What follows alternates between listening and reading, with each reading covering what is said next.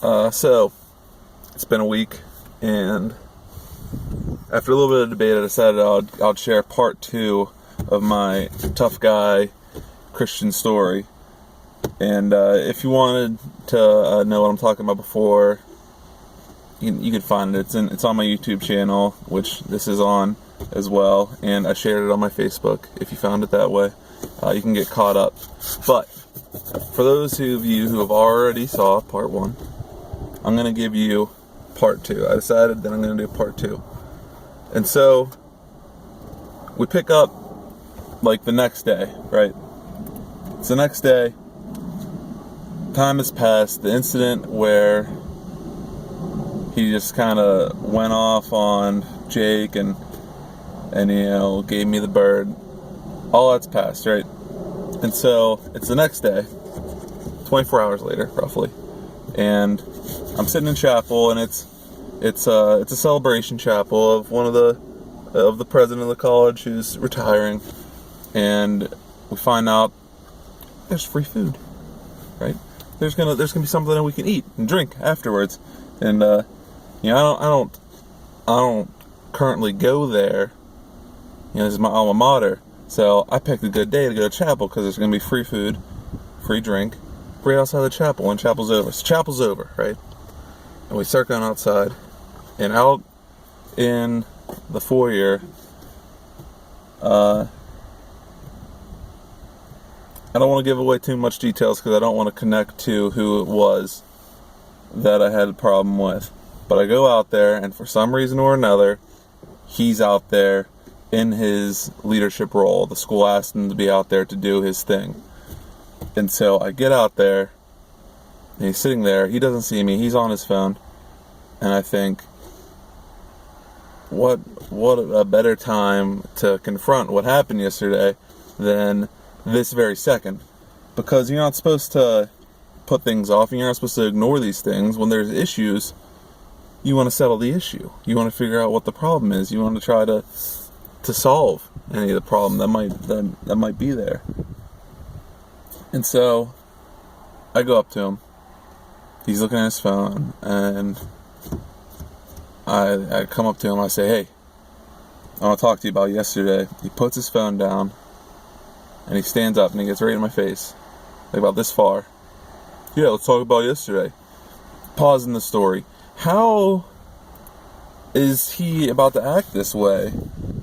Again, going back to part 1, I talk about how even though he's in leadership, he'll publicly act a certain way. And yet this tough guy continued this. And not only that, but he's actually like doing his job right now. He's representing the school right now. And he gets in my face like something's about to happen. And so he stands up in my face, and he says, "Yeah, why you flip me off?" And I was like, I didn't flip you off. I raised a fist at you guys and gave you a hard time for standing in the middle of the road because you shouldn't be standing in the middle of the road. But I didn't flip you off. And instantly, this guy's like, all right, my bad, I'm sorry, we're cool. And puts his hand out like a handshake. In 0.5 seconds, he went from wanting to beat me up in front of everyone in the school who just came out of chapel, all the administrators who were there because the president is retiring, and he just wants, and before everyone in God, he wants to beat me up for allegedly flipping him off the day before,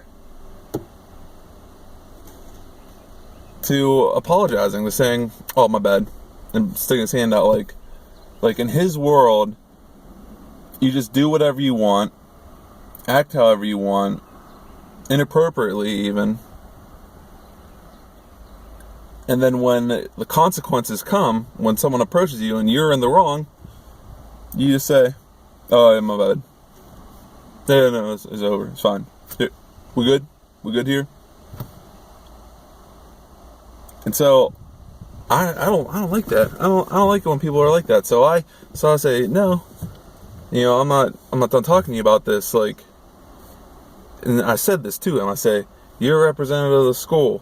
When you grow up and get out of this school with your degree, you're going to be in a pillar of the community that that people are going to look up to you, and how you acted was completely inappropriate. You're in leadership. You get a scholarship. You not only represent the school, but you represent Christ, and that was completely inappropriate. And he's like, okay. Hand out for handshake. Yeah, I'm sorry. I wish there was more to the story.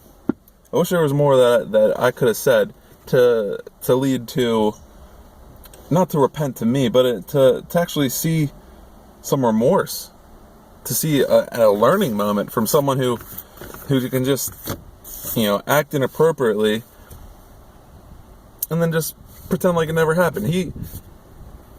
He acted so inappropriately in the street, and it's fine. Maybe that upset him in the moment. I've been thinking about this for a while. Maybe I upset him in the moment. Maybe he didn't realize that it was someone from the school. Maybe he didn't realize that I was just giving him a hard time, so he got upset. But 24 hours later, he was still so frustrated that he wanted to beat me up. This is someone who's in leadership wanting to beat me up.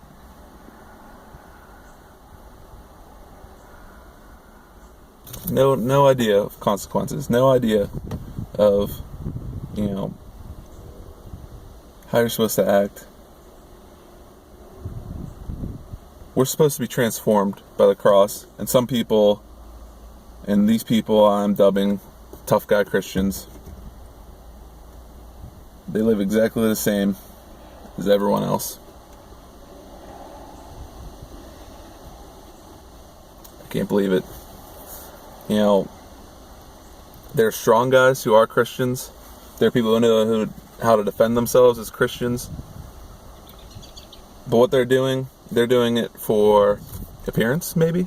They're doing it for personal health, They're doing it so that they can defend their family as they're being transgressed against. But there's some people who walk around with this chip on their shoulder that if anyone comes in contact with me, if anyone rubs me the wrong way, they're going to get it.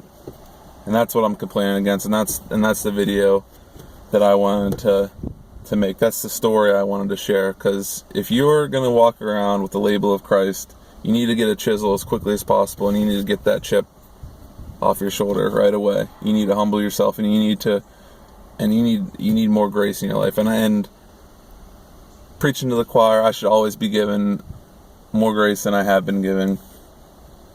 But even in this video, it's an exercise of grace, because I'm not sharing who it is. I came against Valley Forge leadership in the past. Of course, I said the name of the school, but anyways, doesn't matter. You're gonna find out where I went anyways. It's public knowledge.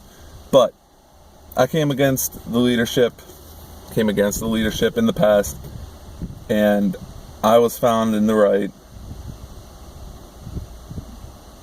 But it ruined my leadership career for the rest of my time there.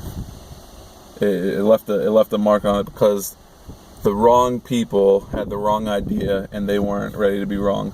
Now, how much more worse would it have been for this guy if someone who was in the wrong got found in the wrong? And I don't want to do that to anyone. I don't want that to happen to him. The ruining someone's 4 years out of college is not how you promote personal growth. It's through people willing to step up and talk to him. It's from his friends keeping him accountable. It's from the people around him that don't know him also living a lifestyle that is merciful to others, one that shows grace daily. Something to think about. That's all. Thanks for your time.